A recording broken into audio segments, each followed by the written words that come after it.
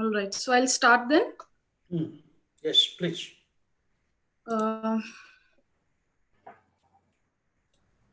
Good evening. Thankful to you all for joining us. My name is Raina Bhawal, and I'm pursuing my PhD here at the Department of Modern Indian Languages and Literary Studies at University of Delhi.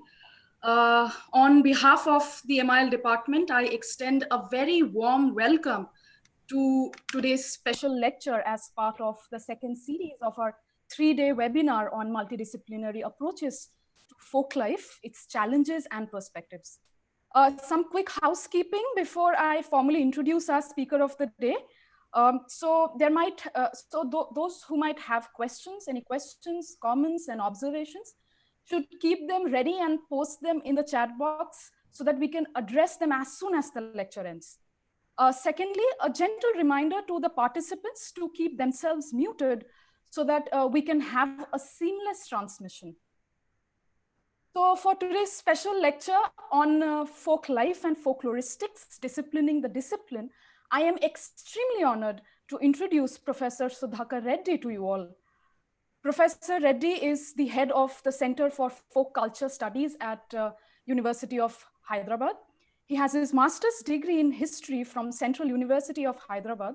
And then he went on to obtain his doctoral degree from IIT Madras for his thesis on peasant studies. Before shifting to the University of Hyderabad, Professor Reddy worked as a lecturer in the Department of History, Culture, and Archaeology at Telugu University. He is one of the founder faculties of the Center for Folk Culture Studies, which was established in the year 1991 with the help of a grant received from the Ford Foundation. He has published 81 articles to his credit across various international and national journals, and has participated as a delegate as well as a resource person in several workshops and seminars, again, both in India and in abroad. Professor Reddy has also undertaken various national and international projects with the Stanford University, Ford Foundation, with the UGC Innovation Program, to name just a few. A man of great learning, Professor Reddy has keen interest in areas pertaining to folklore, peasant studies, oral history, performance studies, hermeneutics, and narratology, among others.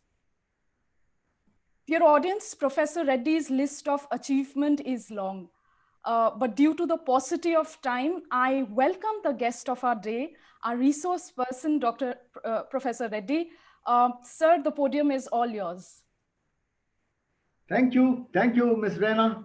I'm happy that, Professor Patnaik-ji has called me for this, invited me for this lecture. I'm very happy. He remembered an old friend, and I am also a good friend of him, and we had a nice time spending in Delhi University in your department some time back. And I'm also grateful to Dr. Venkat Ramaya. He's also our student, that's what he's telling. And I'm very happy that he's also coordinating. And the topic that the webinar as actually is on multidisciplinary approaches to folk life, challenges and perspective. Very interesting topic to say. And now my topic in this is something to do with folk life and folkloristics, disciplining the discipline. Now, in my lecture, I would like to touch upon or share some of the views pertaining to folklore in general and the discipline as such. So let me begin by thanking everyone who joined this meet, and you are most welcome to raise questions, and my time is 40 minutes, so I will somehow rush it through, and some of the things which I am leaving, I can take it up at the end while discussions are being held. Now, as far as the folklore discipline is concerned, as you're all listening to several lectures now you know that folklore and folkloristics interchangeably used. Folklore, when it is used in the British tradition, it was used both as a data and also as a study of that data. So that is what it was used. But now it is not.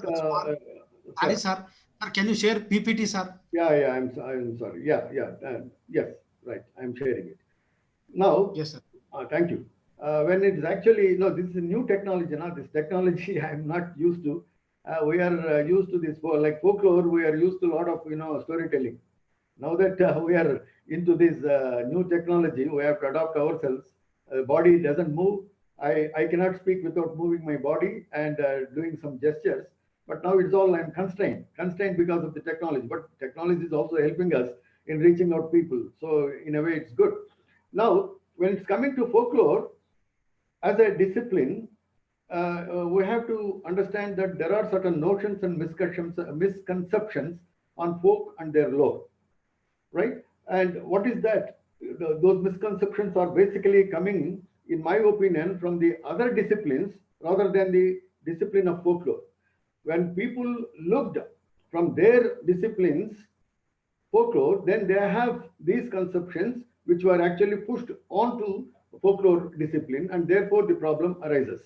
Now, unless we get rid of those misconceptions, perhaps we will still be doing folklore as folklore, which is not actually folklore in the sense of the term. So I want to caution my students, especially, to understand some of these misconceptions.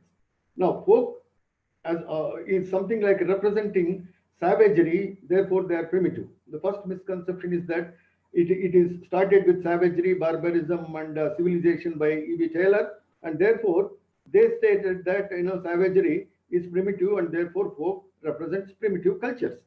Now, the second misconception is that folk represent the stage of barbarism, therefore uncivilized. Both are different. One is hunter-gatherers, they are gathering the food. The other one is producing the food. So there is a different level of civilization.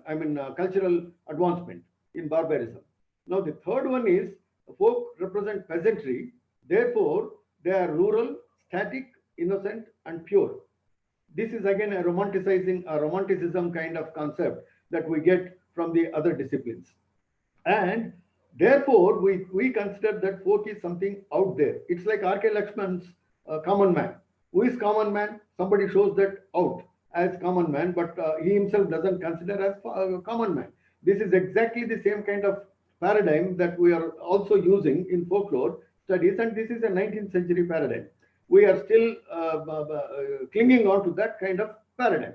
So when we say that it is out there, we see them as isolated and closed peasant economies. Once they are isolated, they are not mingling with the mainstream or the larger cultural systems. Therefore, they are not untouched. They are untouched rather by the policies or the cultural advancements of the mainstream. That is the idea that still people have with regard to folklore. These are all 19th century conceptions. Somewhere we get into these conceptions, and I tell you, these conceptions, or because of the discipline that we are following, these disciplinary kind of conceptions are causing severe limitations on our disciplinary discourse itself. And therefore, we have to be cautious about, self-cautious about our own discipline. What are the constraints that we are facing with disciplinary discourse, or what are the limitations that we are imposing by ourselves on discipline? In other words, when we say folk as something out there, we always search for somebody out there, and therefore we, in fact, not only delimit the subject, but eliminate several cultural practices that are otherwise found as folk practices within the cultured ones, or within the elite, or within the literate social systems. That's why I'm quoting here Alain Dendes when he questioned in 1968, who are the folk? He says, illiterate in a literate society. That means that was the 1968 conception of Alain Dendes. But when just before his death, he passed away in 2005. Before his death, he was interviewed by Simon Bronner, and then in that interview he said that, who are the folk? The same question was raised. Then he said that we among the literate. There is an advancement of the definition of folk itself. We among the literate. He himself is a literate as a scholar, but he himself considers as one of the folk. What does it mean? It means that the definition has to be changed from the folk as an objective body of a separate entity kind of a body in a cultural system. but to look at an integrated way that these assimilated bodies have to be looked in. In other words, what I'm trying to say is that he is the one who said that man is a symbol producing animal. We know that man is a social animal. That's a very common kind of idiom that has come out through what you call as the social contract theories. But now when he says that symbol producing animal, what he meant is that without producing any symbols, no human being survives, no culture survives. In everyday life, we produce a lot of symbols, including the literate. Literate produces the literacy as a symbol, like in a linguistic sign as a symbol. So that is something like objectified. Therefore, it is called as ESS, external symbolic system. Whereas the orality that is coming from within, the sound is produced because of the human agency, and it is known as internal symbolic system, ISS. So in this paradox, we have to see that symbols are produced even through ISS, even through ESS. Say, for example, in the traffic, when you are going in a motorbike or a four-wheeler, then you find the symbols of lights, which actually speak about to stop, to produce, to start, and to proceed, etc., etc. These are all the symbols that we produce in everyday life. Gestures we produce, so on and so forth. And not only the symbols, there are several things associated with symbols or the symbolic behaviors. That is more important. And these symbolic behaviors are also orally transmitted. Say, for example, in a literate society, we see that all the rites of passage and all customs and traditions are being followed even by an urban elite. And those symbols and those things are transmitted orally. Therefore, we cannot exclude totally the elite or totally the literacy as something called separate or distinct from folk. They are also part of the folk. In that kind of sense, we among the literate as folk, that is what Alan Dennis was trying to say. Now, when we look at any culture, cultures are always layers of cultures. There is nothing like one cultural system, as already some others pointed out. There are different layers deep-rooted in a given culture, embedded in a given culture. Say, for example, the primitive, for example, the so-called primitive, quote and unquote, it is a British term, anthropological term, and that culture also exists within a literate culture. Say, for example, somebody is going out, somebody sneezes, then the person comes back, sits for a while, or stops proceeding, then he again proceeds after that sneezing is over. What does it mean? It comes from a primitive kind of custom or let me say habit, where when they go for hunting, a fellow who has this cold cannot go with them for hunting, because when he sees us while doing hunting, then what happens? The animal runs away. Therefore, it is that somewhere deep rooted in our cultural system, we still carry out in a different context, different functionality. Therefore, these layers of cultures, deep embedded, has to be understood as part of written, as part of literate, and as part of oral.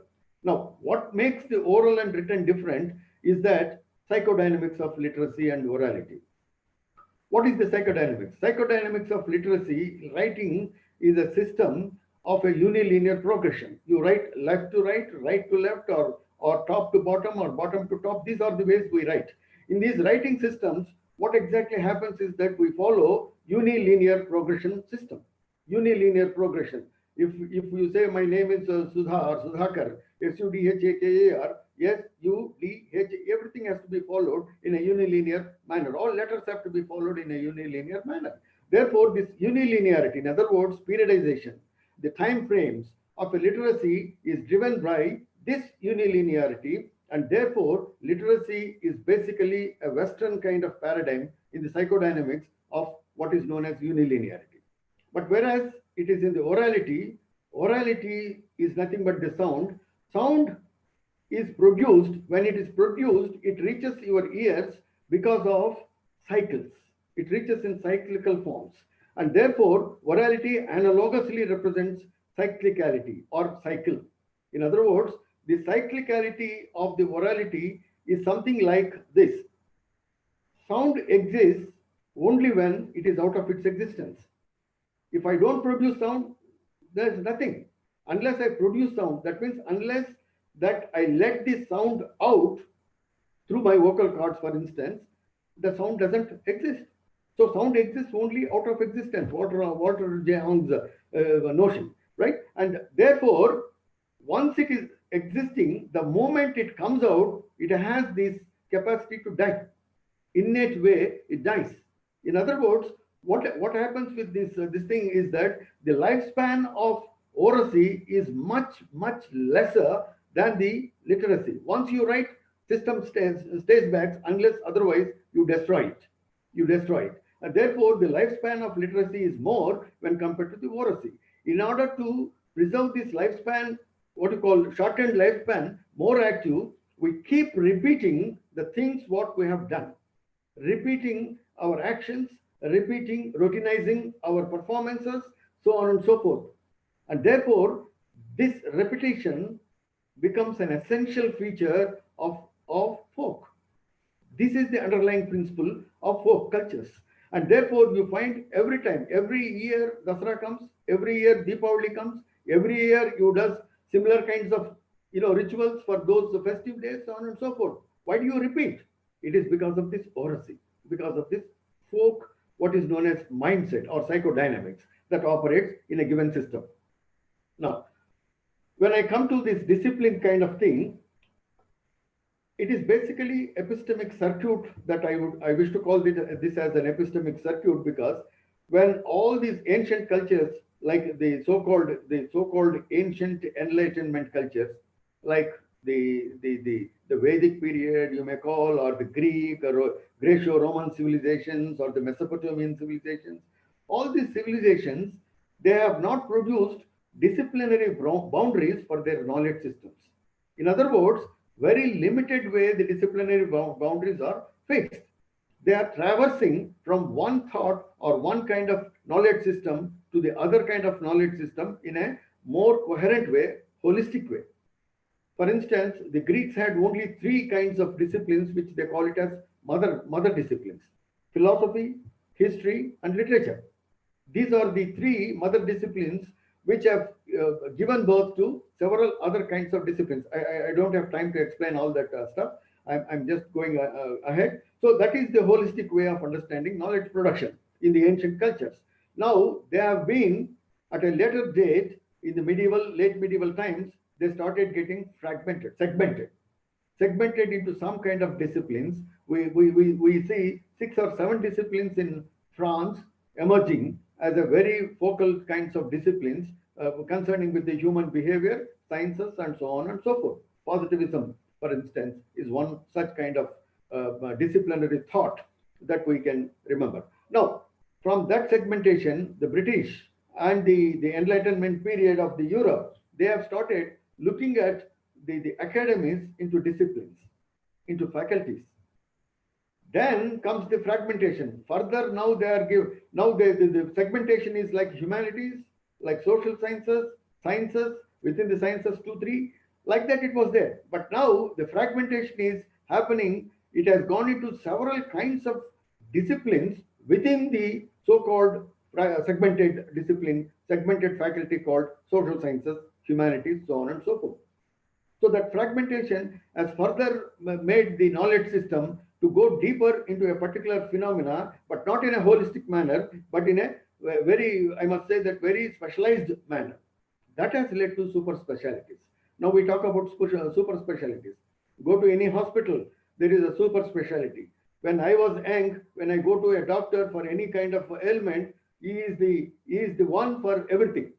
Nobody is asking me to go to this doctor, that doctor. Now the whole thing has changed. Now it is super specialties.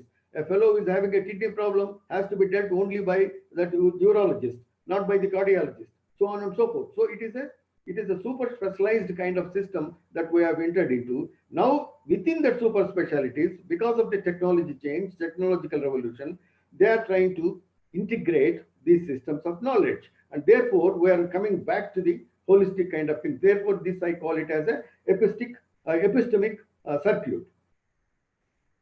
Right. So then the discipline, when we talk about the discipline as a triangle. this discipline triangle, like, you know, I have taken this word like culinary triangle of Levi-Strauss. I have conceived that idea and then put it into discipline triangle. Of course, most of my ideas also come from Foucault. In any case, now the discipline triangle is disciplina, which means a Latin word which means teaching, and there is a disciplinaire who is a teacher who disciplines the discipulus, that is pupil or disciple. So these are the three agencies, three actors in the craft of discipline or in the course of discipline. Now, what we have in these disciplines is that, you know, we get into these three people and their kinds of interconnectedness makes happening the discipline possible. Now, this discipline, any discipline for that matter, had a broadly two dimensions. One is the epistemic dimension, the other one is the social dimension.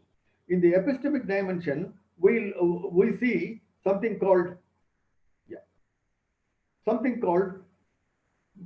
distinctive analytical tools, concepts, and methods that a particular discipline employs, and it generates terminologies, taxonomies, vocabularies, etc., etc. And this represent a body of knowledge and modes of thinking which structure, produce, and validate knowledge. Which structure, I missed it. Structure, produce, and validate knowledge. In other words, what exactly happens is that we are controlling the disciplines through our terminologies, through our taxonomy, through our vocabularies. That is why the Jains, who are the first one to devise something called lexicography, that is the dictionaries. They were interested in dictionaries because naming is a system of control. So the more you name these objects, the better you have the control over those objects. And with that kind of thing, disciplines also work for producing taxonomies. In other words, taxonomies are nothing but the labeling of the phenomena of the objectified knowledge system that individual discipline owns it. So in that sense, our mode of thinking in a way is structured and produces or reproduces and validates our knowledge system. This is all something to do with the epistemic dimension. What is the social dimension we have? Here, the social dimension again means these three actors which I have just now referred to, that is the student, the teacher, and the discipline, or the theme or the subject that is dealing with. So these things, they share a very common formative experience in the field, and they also experiment things within the knowledge system and try to use it for a wider society sometimes. And if they are unable to use it for wider society, they lose employability within the social system. That's what we are now facing in most of the social sciences and even humanities for that matter.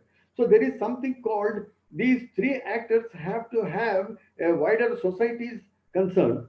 Otherwise, there is a possibility of losing. But I tell you what, you may lose employment, but knowledge production itself is a craft which need to be developed, which our UGC unfortunately is not now promoting in any case.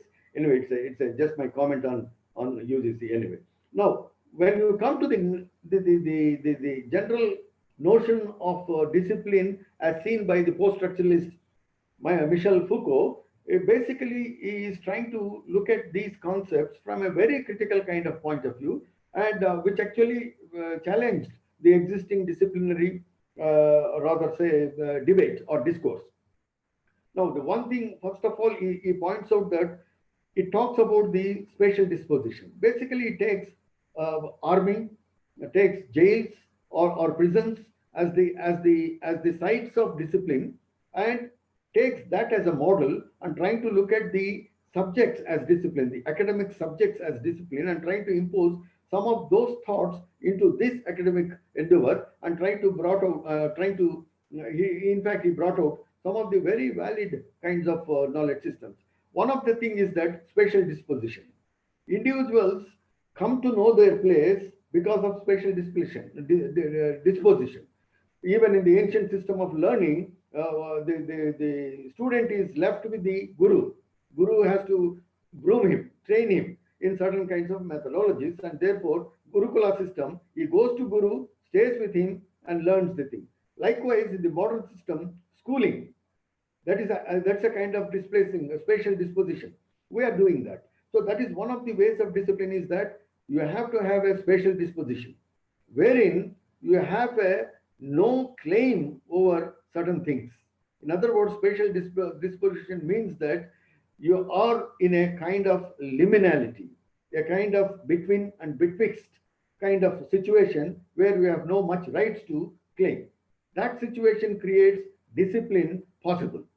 The second one, what he is trying to do is that because of that disposition, because of that spatial disposition, the controlling activities of discipline starts. This is another kind of disciplinary power develops because of the controlling activities. And then the pedagogical practices in the education starts functioning in an organized manner. What Foucault calls as tactics is basically what is known as the coordination of the discipline, general coordination of the discipline, wherein you invent several things like homeworks, assignments, etc., exams, etc., etc. These are all the tactics of learning, making the student learn things, and therefore that is also part of the discipline. Now, when all this is fine, positive, but what is the negative of it? It actually constrains the discourse. This is very crucial and very, very important way to understand discipline. Once you are into the discipline, you are somewhere getting, closed your thinking beyond discipline. In a way, it limits your freedom to think beyond your discipline, which is basically a constraint imposed by the disciplines.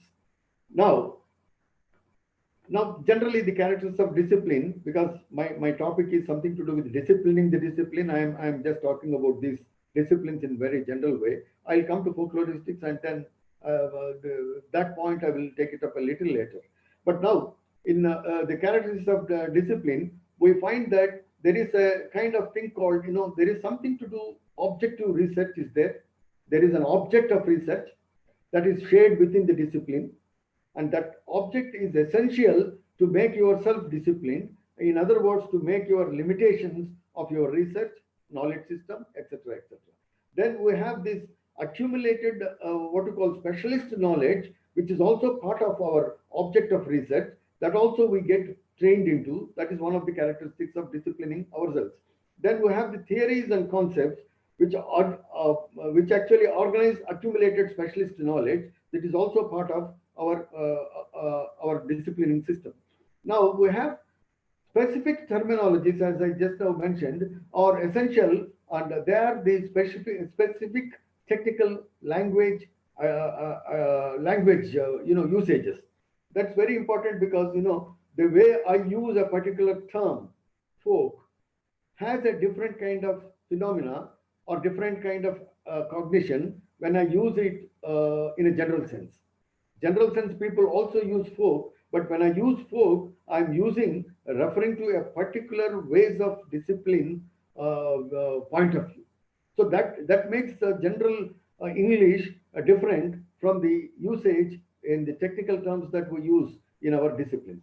Now, this also needs to develop a research method, specific research methods that are required to make the discipline more progressive and also to be learnt. And then we have this institutional manifestation in the form of subjects taught at universities and colleges in order to make the discipline grow. Unless otherwise there is a kind of patronage for these disciplines die. And that's what now we are facing. Several social science disciplines and humanities disciplines are at stake. We are trying to invent our own what we call existence with some kinds of new modes of thinking and new modes of arguing, and our discipline is expanding in order to face that challenge. That is the challenge that we are facing now. Only through this institutionalization that we can able to produce or reproduce disciplines in more general and a better manner. Now I'll come to the FOLKLIFE studies. Now FOLKLIFE studies, as you understand, that it is basically started in Europe.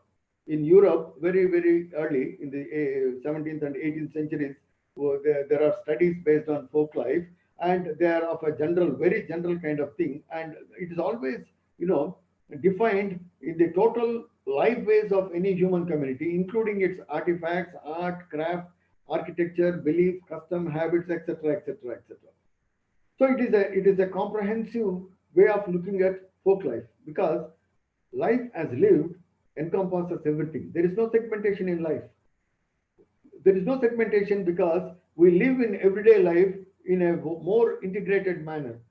As a husband, as a mother, or as a daughter, as a daughter-in-law, as a mother-in-law, you function different roles in a given social life without segmenting them as much as others would rather expect. Therefore, you get into trouble. Sometimes the trouble starts coming because of that particular, integration that one has in his own life. Anyway, that's a different thing. Just a comment. Now, in Europe, viewed these folk life studies as ethnology and studied along with ethnography and anthropology. That is the European tradition base of a discipline called folk life studies.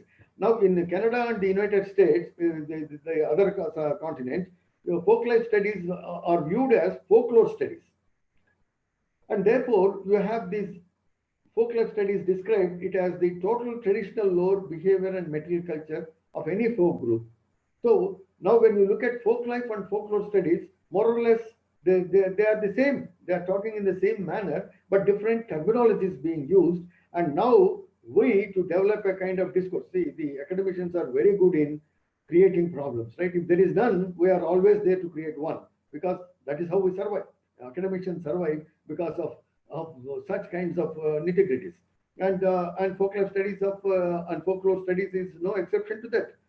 Now, when it's coming to folkloristics, now what is folkloristics? Folkloristics is actually the American scholarship term used to study folklore. Now they want to make a distinction, like linguistics. Linguistics is nothing but the language studies. It's about the language and the studies about language. The same kind of terminology they have used for folkloristics, that the sticks have added to folk to make it folkloristics. In other words, the American scholarship very, very cautiously used this in order to distinguish folklore. When they say folklore, they mean that it is something to do with the data, the corpus of knowledge that we are dealing with. Now, folkloristics is one that deals with that corpus of knowledge through methodologies, through vocabularies, etc., etc. So it is basically the study. And the folkloric perspective is not concerned with folklore as a list of things, but mostly concerned with the performative aspects of folk, medium of communication, tradition, genre, and aesthetic process. Ileton's kind of definition I'm just quoting. So previously, when it started as a discipline, folkloristics, they all try to look at folk and lore. Both are Anglo-Saxon word. Everybody knows about this. Two words, compound words, made into one single word called folklore. Previously hyphenated, later removed hyphen and became a folklore. And when they say folklore, they were talking about folk as one entity and lore as another entity. These two entities, they want to make a kind of discourse on that and try to develop some kind of theories out of this discourse. And in the process, they developed that lore is nothing but itemized kind of things, genres. In other words, they are called categories. Categories like verbal, non-verbal, and intermediary, so on and so forth. All this categorization of lore, knowledge system is getting categorized, segmented, and so on and so forth. And in respect to or in relation to folk, that is that which is producing that lore. So in that sense, folkloristic perspective started going. And in this process, what happens is that there is a performative aspect involved. When you memorize, memory is also a performance. Memory is also a performance. Performance of what? Performance of memory. Memory culture is always having three layers of memories. One is working memory. The other one is long-term memory. It is something like in the computer, we have the RAM and ROM. ROM is a hard disk. RAM is a rapid access memory. Once the computer is shut, then there is the rapid access memory goes out. Till that is on, your rapid access memory is actually you can retrieve it. Same thing way, our students also, when they prepare for exams, they put everything in the RAM. Once the exam is over, it's gone. Their knowledge is gone. So this is a RAM way of learning things, and that is not actually the way that a discipline should actually strive for. Anyway, now what is performative is that between the working memory and the long-term memory, in between there is something called sensory memory. I bring back to these two memories through our sensories, through my sensories. There, the memory starts working. The mnemonics starts working. Mnemonic system. Mnemonics means memory. So this mnemonics, what actually Laurie Hanko calls this as a mental text. Mental text. Even before I perform, if suppose I am a performer and performing a ballet, or let us say an epic oral epic rendition, then I do it initially in my own mental state, in my own memory. I rebrush what I should do. Now, what I'm doing as a classroom, the teacher also does the same thing. He actually comes with that memory which is there by seeing, these are all the aids, the teaching aids. To get back my memory, I'm seeing this my PowerPoint. Of course, there might be neither power nor point in my discourse, but still we use these tools in order to make that. And therefore, there is a performative aspect even for memories. And when they are performed out, manifested out, there is a way that is known as a medium of communication. And this medium of communication is understood only when there is a tradition established. Tradition means what? Tradition has a formula. Formula means it has both kind of spheres. One is known as inventive. The other one is convention. Conventional and inventional. Convention and invention makes the formula, and tradition has this formula. So unless there is a convention involved in my lecturing or in my this thing, I will never be called as a lecturer, or I will never be recognized as a teacher. So I use certain kinds of conventions to make my position traditionally as a teacher. Likewise, a performer uses certain traditions in order to identify that particular tradition art form. If he is doing some kind of art form like Yakshagana, there is a traditional ways of doing things in that art form. So that key to performance, which Bauman calls it a key to performance. I'm not getting into that, but all that I'm trying to say is that there is a tradition. But don't mistake this word tradition. Tradition is not static. Normally, people think that tradition is static. No, in folkloristics, it is not. Tradition is not static. Tradition comes from the root Latin word, which means it has two roots. One is transdare, the other one is traditus, past principle being handed over to the next generation. So there is, in the process of handing over, what the new generation takes it is their will to do whatever it does under the garb of tradition. So the tradition becomes more or less a kind of authenticating our behavior. We use it rather than the same old practice.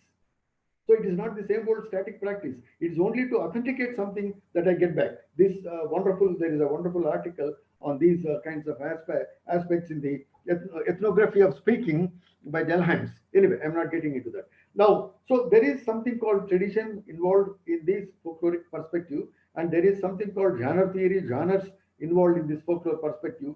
I'll come to that little later. And the whole thing is considered as an aesthetic process, artistic communication. So there is an artistic communication. Unfortunately, all this artistic communication is left to humanities, and the social scientists never bother for it. And the life lived by the folk is not worried much by the humanities, left to social scientists to bother. This is the segmentation of knowledge through which we have not understood what a folk means. That is the whole problem that I am trying to raise here. Now, there is something called, folklore stands for traditional cultural forms that are communicated between individuals through words or actions and tend to exist in variation.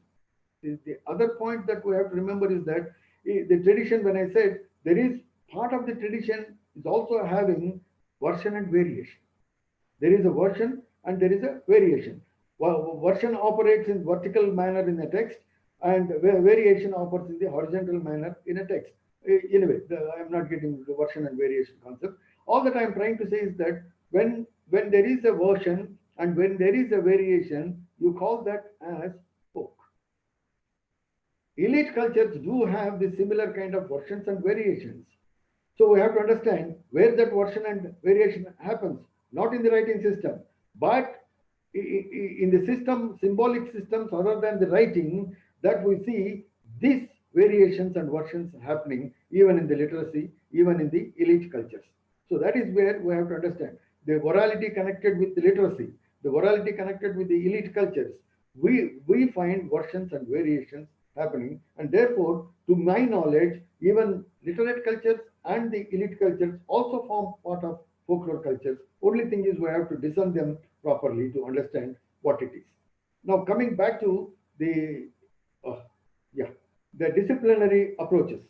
We have certain kinds of disciplinary approaches that we are talking about. Now, in this disciplinary kind of approach, what we have is that it is a unidisciplinary, is single parochial kind of thing. Then we have this multidisciplinary kind, which actually our what is known as our what is that? Our seminar theme is about multidisciplinary, which means several disciplines in isolated manner or non-cooperating manner, trying to look at each discipline, other discipline, trying to put or bring their kinds of knowledge system into that kind of discipline, and then observe what or interpret that kind of discipline. So this is the multidisciplinarity. You find those diagrams, right? So, and you have the transdisciplinary. It is across, that is bridging the, sorry, I forgot here. Yeah, I am using two computers, that is the problem. Right. So this is something called across the disciplines. Then we have this term called interdisciplinary, which is basically one discipline owns the thinking or the knowledge system of the other disciplines. Now, this is supradisciplinary. This is the final stage of disciplinary approaches comparison we have. This is beyond and above. Supra means above or beyond, which means that it is holistic and it has integrated process. So this is actually something to do with supradisciplinary. So my feeling is that the supradisciplinary is the disciplinary concept that I propose for folklore studies. So folklore studies is not multidisciplinary, but in fact they are supra. In a moment I will tell you how it can be looked at. Now, yeah. Can I just have water, please? If you don't mind, just one moment. No problem, sir. Please, sir. Thank you. Sorry. Yeah. Now, in the multidisciplinary versus superdisciplinary, what we find is that in multidisciplinary, we talk about composite of various disciplines. Their concerns are actually trying to understand another kind of discipline, right? Multidisciplinary approach is that from each. So suppose I am a historian, I am looking at folklore, and I come with my kinds of knowledge system or disciplinary knowledge system or domain knowledge system of the discipline of history into folklore, and I try to add something to it. Likewise, the anthropologist, likewise, cultural studies man, likewise, etc., biologists for that matter. Like that, people started looking this discipline and trying to bring their knowledge system into this discipline and trying to somewhere create a kind of discipline. In my opinion, this doesn't sustain the discipline. It is bound to loosen up, or it is bound to get disintegrated in course of time. Now, right now, that is what we're facing with our discipline. No, because we're all coming from, say, for example, linguistics. Once upon a time, in the language studies was the major driving force for folkloristics, and people started coming with those kinds of concepts and contributing to folklore studies.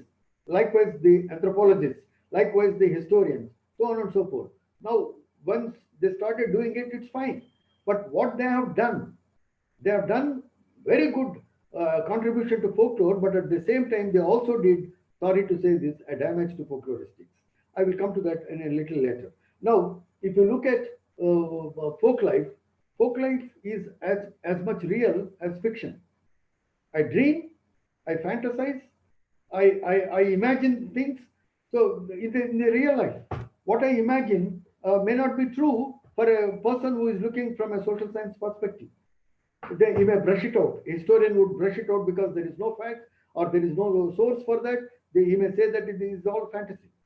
But for a psychologist, that is as much real. He gets his behavior is somewhere affected by that fiction, the fiction world that he has created, and therefore he gets into some kind of what is known as behavioral expression. And therefore, folklife is as much real as fiction. Now, the fiction includes fantasy and dream, and the people who studied the real or from the social science perspective, those who studied fiction studied from the humanities perspective. For them, novel is a fiction, story is a fiction, so on and so forth. All kinds of genres that we are speaking about in literature, we consider as fiction. But I don't seem to say that they are fiction. They are also real. To me, they are also real if only you go deeper into those systems and trying to find out the underlying structures within those fictions, within those realities.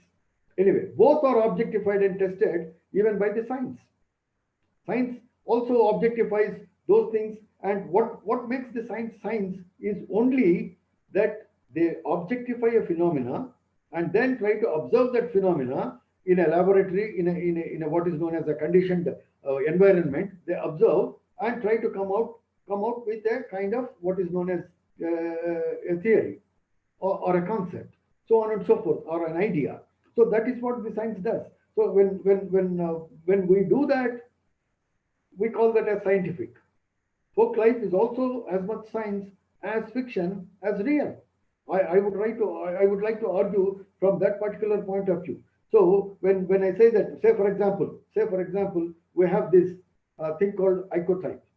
Icotype is basically a term used in botany, where a plant, when it grows in a given environment and taken out of that environment and placed in a different kind of environment, then it gets into changes within that environment, either at the genomic level or at the what is known as phenomic level, the physical features.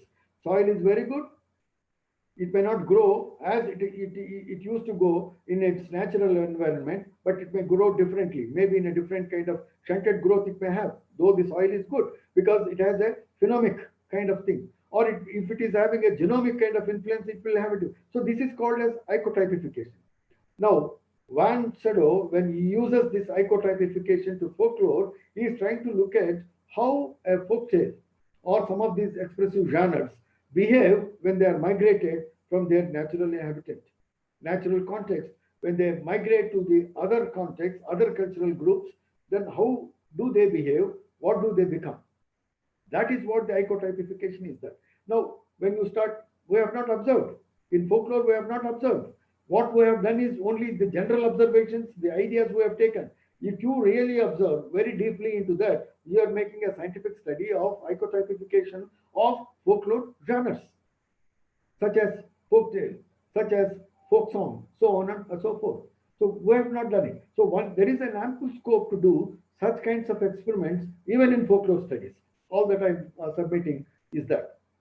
Now, when I say that it is a supradiscipline, sorry, by mistake I said a superdiscipline, it is a supradiscipline because it has innate potential for, it is all pervasive, for being, it is all pervasive. Now, yeah. Now, the whole concept of supradiscipline, I call this supradisciplinary discipline by taking certain kinds of examples. I don't know how much time I'm left with, but whatever a little time, I will explain one or two things, and then maybe we can discuss at a later date also. Now, the disciplining of discipline of the supradisciplinary discipline, what I mean to say is that we have to take folkloristics, use the general concepts of the contemporary episteme and try to develop its own disciplinary. that is methodology, disciplinarity, methodology, and employ specialized knowledge to collect, analyze, and interpret data. This has to be done in folklore as a discipline.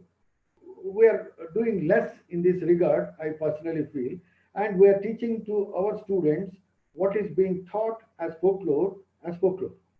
We have never even critically examined what we are teaching as the discipline of folklore, including me. I'm criticizing myself, so don't say that I'm pointing out others. No, it is me. I did it. So, for example, let me get into some of these. What is that? Disciplining the discipline concept, right? Concept of evolution, that is all pervasive in all kinds of disciplines. Every discipline started with this kind of concept of evolution. What does the underlying principle of evolution is? Cultures evolve from simple to complex. Biology also did. In biological sciences, it was also a simple cell getting complicated body, then becoming a new organism, and so on and so forth. So the same idea, even the philosophy, it started, evolution as a philosophical thought started with the same kind of worldview, right? And Plato, Aristotle, I can quote several, but there's no time to get into that kind of philosophy. But basically what I'm trying to say is that cultures evolve from simple to complex. That is the principle. Now, what we are teaching in folklore under evolutionary theories is E.B. Taylor, etc., evolutionary theories, and we try to put all the anthropological theories or the so-called historical theories as folklore theories, which is wrong. In my opinion, that is wrong. Where does anthropology involved in this concept? This is the concept. Concept is evolved from simple to complex is the concept, idea.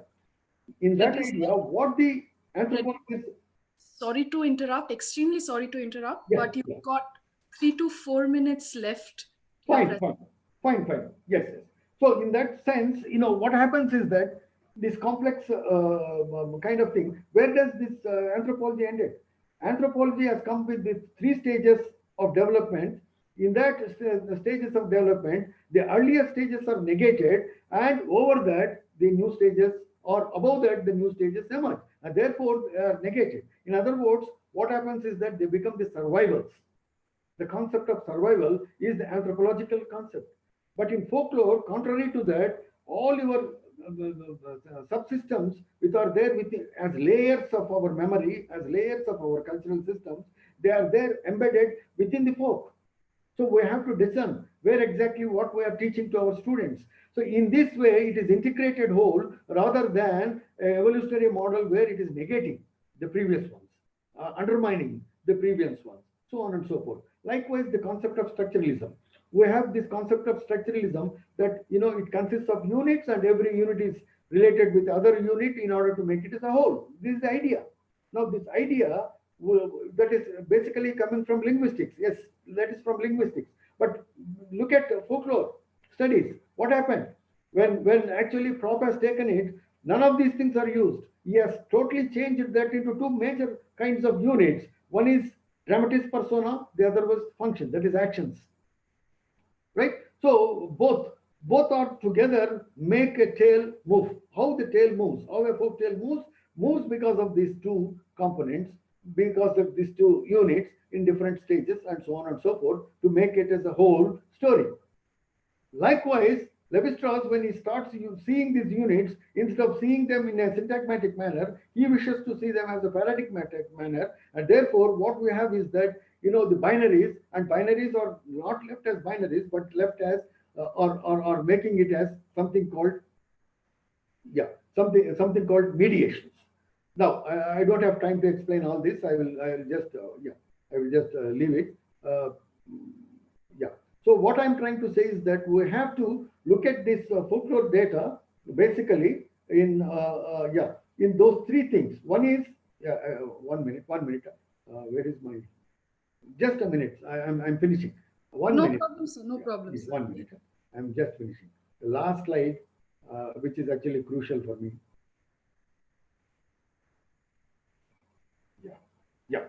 So what is actually? I have to put this. Okay. Right. So folklore supradisciplinary discipline basically rests in, I've studied a lot of, literature and things like that, and then came up with these three basic premises. One is folklore is an embodied knowledge. I don't have much time to explain this. Somatic and extrasomatic. Extrasomatic is culturally driven. Somatic is body. And our knowledge system is coming from these two. And also we have this social constructionism, where we have the systematic theoretical reasoning developing around this. And we have the narrative knowing. Narrative knowing is in three-dimensional way and space, which includes person and society interaction, also includes continuity of the past, present, and future. So in these three basic premises, if we can make our discipline somewhere meaningful, then we can really get into supra-disciplinary discipline, disciplining the discipline of folklore into a holistic, integrated discipline. Thank you very much. Yeah. Over to you, madam.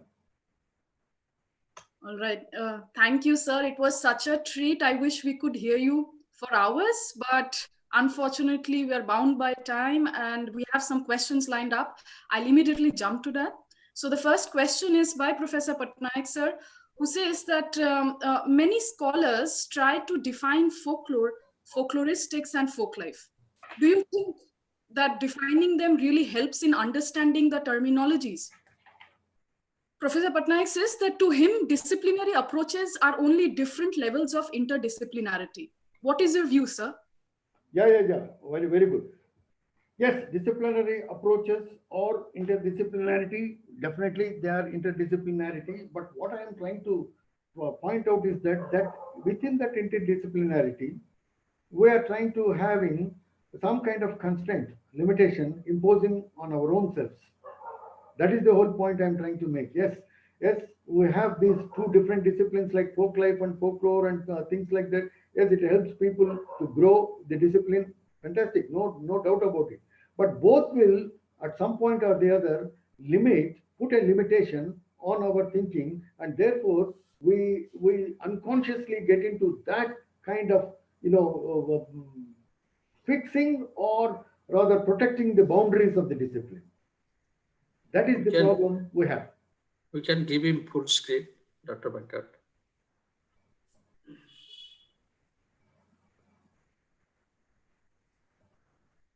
Yes, please. All right, sir, I'll move on to the next question by Abhishek Varghese. He says that how is fiction objectified and tested to become science? Wonderful question. If you have read anything about Freud or even Jung, so on and so forth, they got several patients. One looked at the hysteria patients, the other one schizophrenia patients. Both of them, when they have come up, a lot of what is known as fiction that the patient started telling. It's not real. It is not real that the doctor knows. It is not real because it is not seen in the body. But when they followed a technique called free association technique. They made the patient to lie down and then ask him to just talk whatever ideas come to his mind. And I can quote several case studies. That's not the time for us now. So what happens is that the patient gets into the fictional world and lives that in that fictional world as reality. So these people have scientifically tested these things in the laboratory. The post-Freudians as well as the post-Jungian scholars have done this in the laboratories. So what exactly happens is that what Jung calls it as myth-making substratum. Every human being in their mind has a myth-making substratum, which is mythopoeic age created by our Max Muller. He talks about that mythopoeic age. Basically, when Freud sees that in the archetypes, when he started creating archetype kind of discourse, in that he calls this as a myth-making substratum. Every human being has that myth-making substratum. Therefore, the fiction comes from that substratum. One patient in his Zurich hospital is a schizophrenia. He was just standing before the window and then just moving the head like this. And when he was closing closed eyes, moving this, and then the doctor, the Young, started observing him and then went and asked him, what is that you are doing? He says that I am seeing the sun. And sun is his private organ, is moving in such a rapid manner, swinging, that is creating wind. He calls that is creating wind. Where does this idea come from? It is myth-making substratum. Now that fiction has created now the science fictions, what we see in the cinemas, science fictions, novels were written, and some of them, even when they were not invented, those missions were actually fiction, in a fiction manner, seen by these authors, and at a later date they became realities. So there is part of fiction is getting into reality. Thank you. Okay, sir. So I'll move on to the next question. So Ruchi Rana, the next question is by Ruchi Rana. She asks that, as you mentioned about how FOLKLIFE study should start from inside, so if the researcher is not outside but part of the inquiry itself, then how can we resolve the imperative dilemma of how far one should look inside or immerse in the process? Oh, this is a wonderful question. In fact, for any field worker, this is a good question to answer. Now, both insider and outsider, in my opinion, both are essential. Right? Now, what is the ethnography is talking about? The old-time ethnography, which we may call it as classical ethnography, quote and unquote, where the informant is subordinated, hierarchically seen as lower. Whatever the questions he asks, he will answer, and the way he asks, the way he gets the answer. That's how the ethnography was constructed. That's how the ethnography was constructed. That's how the ethnography. Some sound is. Yeah, sorry. So later, when the Malinowski and others, the British anthropologists, I'm sorry, the new trend of anthropology, when it started participant observation. You being a participant, you observe, then you have an insider's view. That was the thing. But later, the Chicago School of Anthropology argued differently. It is not simply participant observation of participation. How you participate, you are observing, therefore, you are looking at yourself in that construction of ethnography. Like Clifford Geertz, Balinese cockfight, which he calls for ethnography, he uses the term thick description. Thick description is basically the standpoint of the researcher and explaining the standpoint, yet trying to look at the other.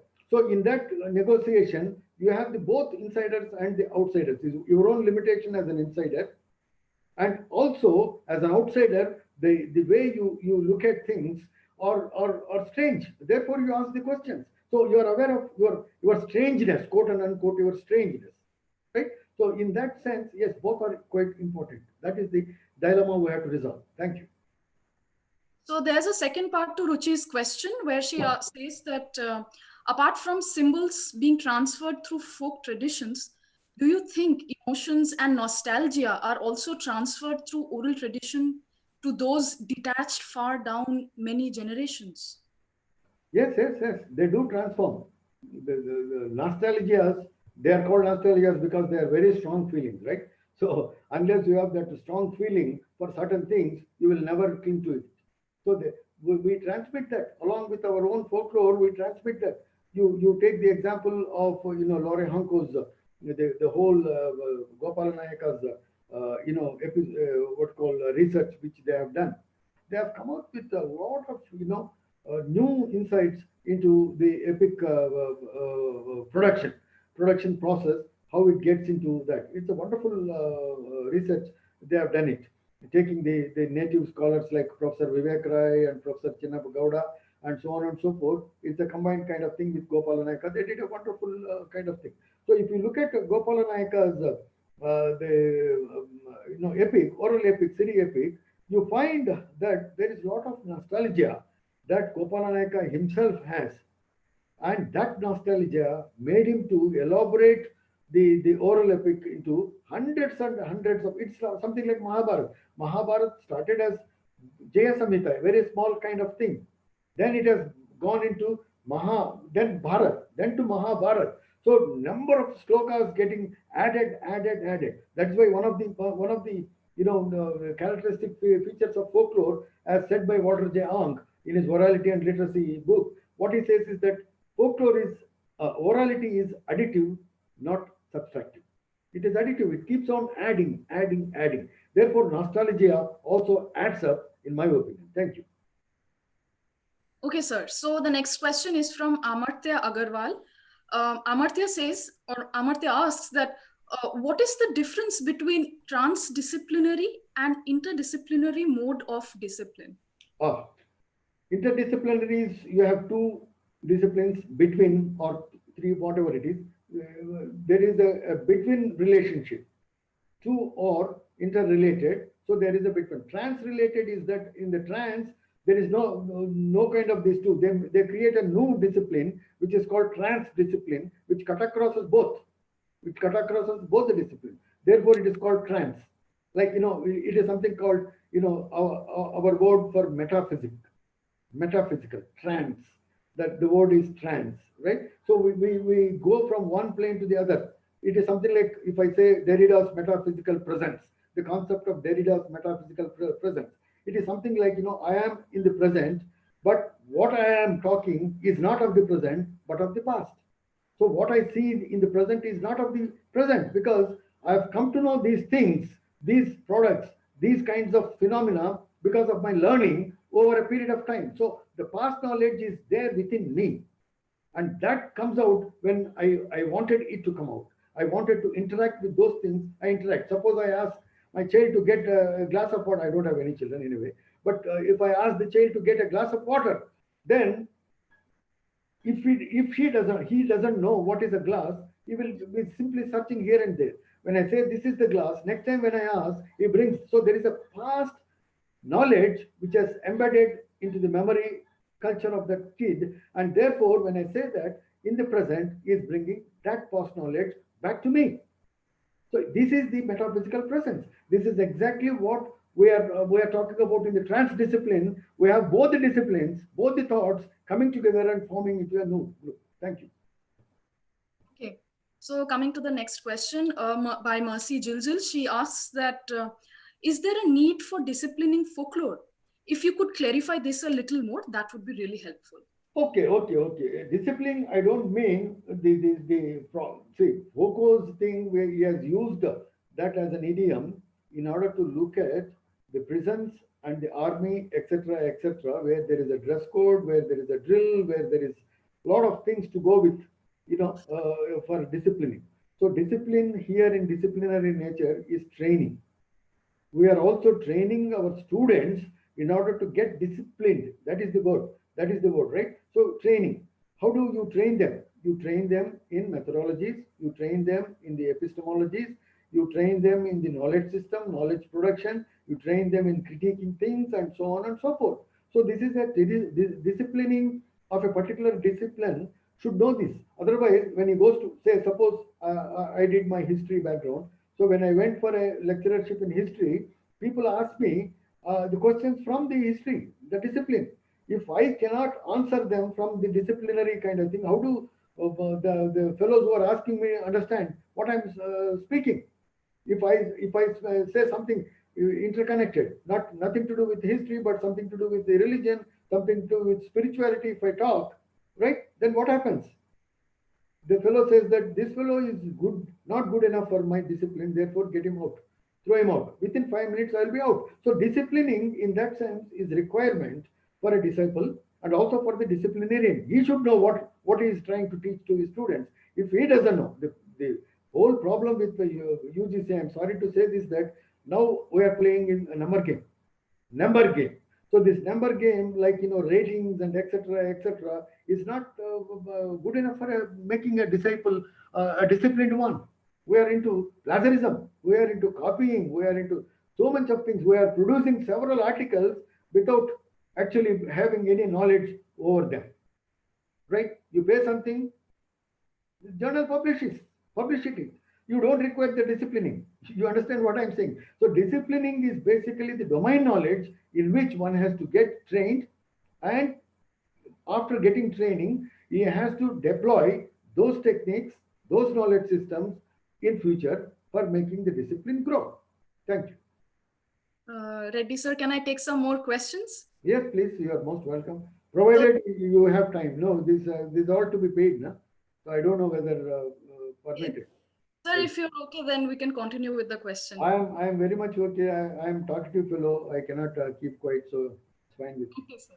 So coming to the next question by Amitabh sir, he asked that cultural studies is already the supradisciplinary area, dealing with material that disciplines like literary studies, sociology, folklore deal with separately.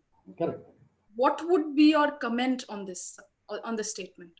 Honestly, there is nothing to comment because cultural studies is also part of the same kind of supradisciplinarity kind of entrepreneur. See, basically, when you look into these cultural studies, epistemology, basically it comes out of crisis. I call that as a crisis.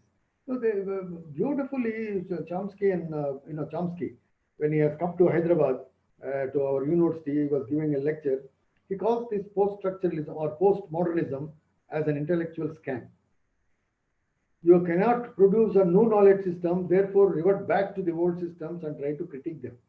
Right? In that sense, it's a crisis, intellectual crisis. It's a good crisis. Yes, it has given new thinking, new ways of looking at our own disciplines and trying to look at the limitations of the disciplines, coming out with new ways of looking at the discipline. So in a way, it is very productive. Though it is an intellectual scam, it is still is a knowledge production. Right? So in that sense, I'm not negating postmodernism or post-structuralism. All that I'm trying to say is that part of that exercise, culture studies also evolved. Part of that intellectual milieu, culture studies evolved. Therefore, when they started critiquing, culture encompasses all aspects of life. It is not just literature. It is not just one kind of literary studies that we should do. We can even expand it to the other life stories. Stories are nothing but the lived lives as told, right? So in that sense, there is part of my own experience I lived. I make that story. I make that as a story, a fiction. In fact, it is not fiction. A lot of other fictional elements may add because I create certain characters which are not there in my daily life, but I create them. So in that kind of thing, addition. So you get into culture studies as a wider, a broader discipline, no doubt about it. But still, I would rather say that it is still struggling with some kind of thing called critique. The whole discipline is based on the critiquing from the gender perspective, critiquing from the linguistic perspective, literary perspective, in other words. So the whole cultural studies is ending up with that critical kind of appreciation of the studies, not going beyond. That is the limitation. Again, the discourse limitation of that particular discipline imposed on itself. Nobody did it. As a folklorist, I want to see that in a different manner, right? Even globalization, for that matter, is part of folklore. I see how the cyber culture has developed so much of folklore in the virtual world. That's part of my subject. That's part of my concern. So it is all pervasive. I cannot put a limitation on those things. Cyberpunk, all these things are matters of concerns even to a folklorist like me. Thank you very much. Yes, please. Yes, Raina, you have to mute. You have to unmute yours. She got tired. Raina, I think there is a connection problem. Raina, I think there is a connection problem. Okay, sir. Thank you. Okay. Preeti Kalra, can you look at the work? I think, Raina, you have to unmute. Yes, sir. I'm unmute. Raina, am I audible? Raina, are you getting bored with this thing? So, yeah, you can stop. No problem. I'm worried. Raina, unmute first. Your mic is mute. Raina, did you join with any other device? Yeah, I think so. She got bored here, so shifted.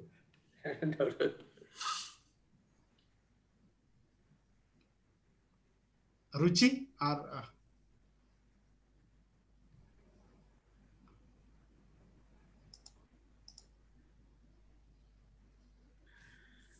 I think we'll take it. Yes, We'll take it. please, Yes. please, sir, please. The questions. Sir, the next question is from Shankar. He asked, who decides in constructing the other as folk? Don't you think it's power which disciplines the discipline? Yes, very wonderful question. Yes, who constructs the other? What constitutes the other? Right? So the other is objectified. No, if you get into this generic self, part of myself is other. So other is not outside; it is within me.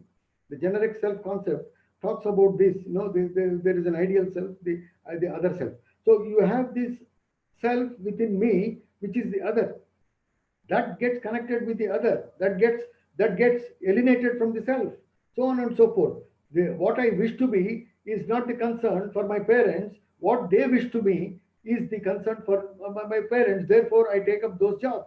So the other is part of my craft, my life.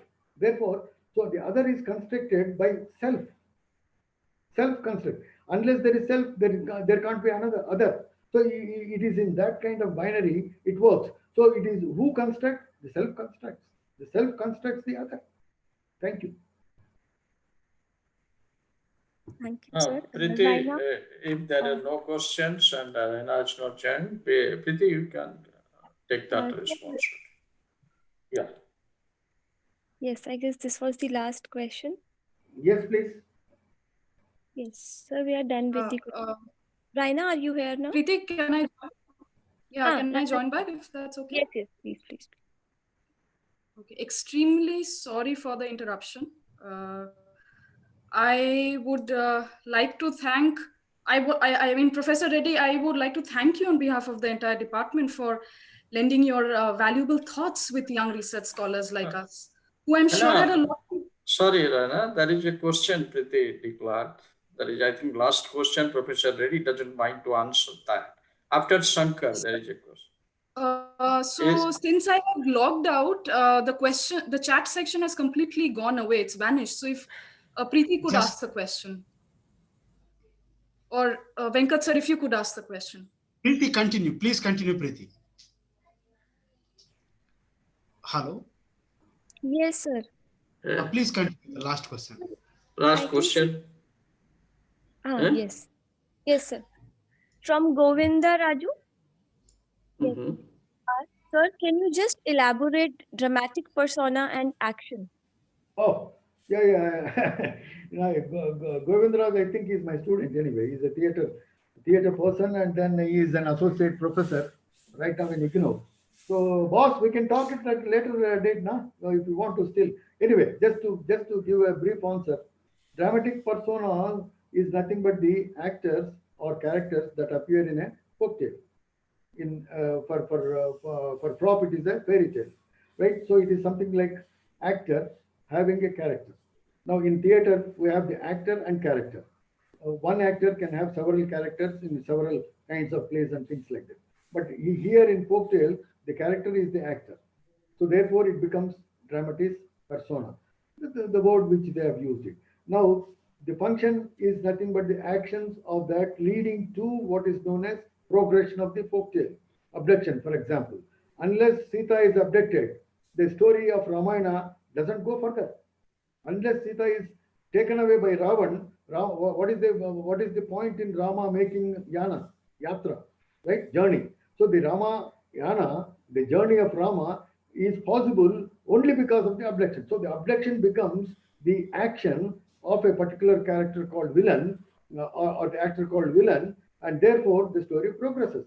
So this is what is known as the reciprocity between the actions and what Alan Denders calls this function. Instead of function, he makes that as allomotive. Allomotive is the term which he uses from the linguistic background side. Anyway, it doesn't matter. That is the brief answer that I can give you, sir.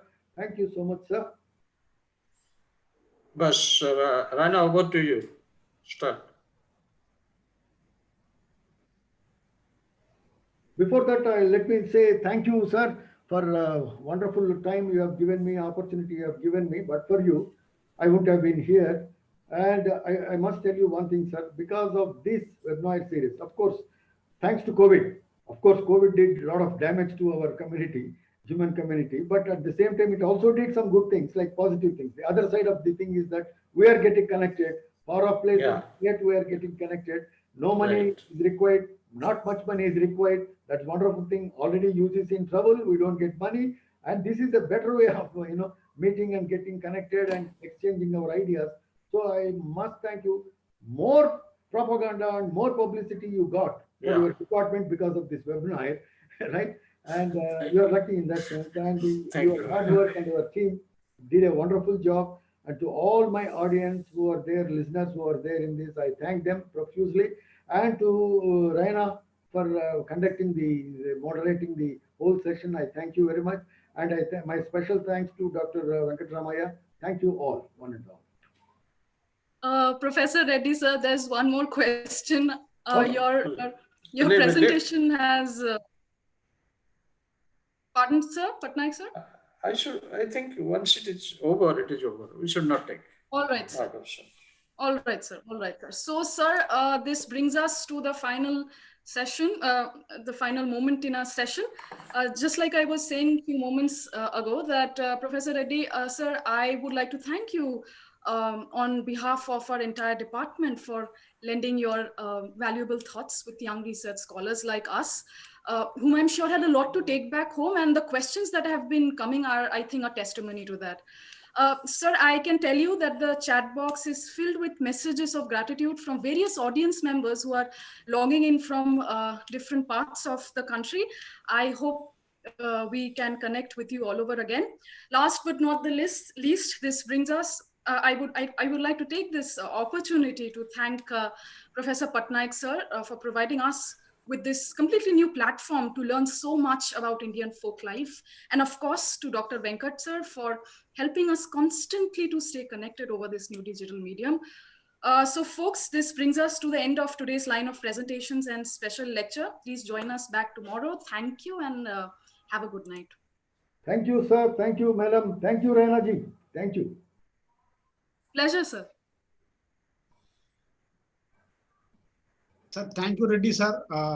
Today, the number has reached more than 100 and so many people are watching on Facebook Live, sir. I am blessed. I am blessed. I am really blessed. So we are very thankful to you, sir. Thank you, sir. Thank you, sir. Thank you. Patnaik, sir, can I close it, sir? Yes, my special gratitude, and really I am personally benefited and I'm greatly indebted to you. And we are not going to leave you. We will go on disturbing you again and again whenever we get the opportunity. We are not going to leave you, Sudhakar, Reddy Garu, and particularly